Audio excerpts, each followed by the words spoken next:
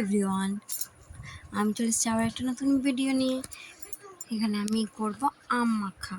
এই যে আমি এখানে 4টে আম নিয়ে নিচ্ছি। আমাদের পাশের বাড়ির গাছে অনেক আম ধরেছে, কিন্তু ঝরে ঝরে পড়ে যাচ্ছে। একটু হাওয়া হচ্ছে, একটু ঝড় বওয়া হচ্ছে, তো ঝরে ঝরে পড়ে যাচ্ছে।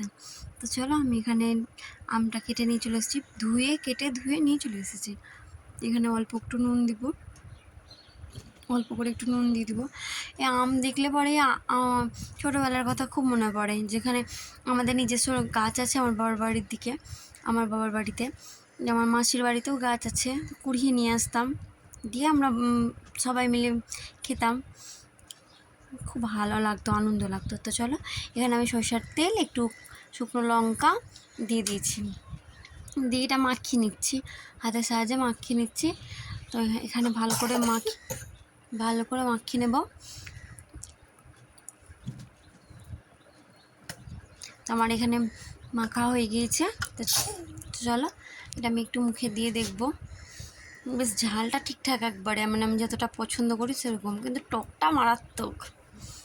এত টক, মানে এখন আর টকটা খাওয়া হয় না, তো আর টকটা অতটা সহ্য হয় না বলে খাই না। মানে খেয়ে হঠাৎ করে বেশ ভালো লাগলো। তো চলো আজ এই পর্যন্ত, পরে ভিডিও দেখাবে, বাই।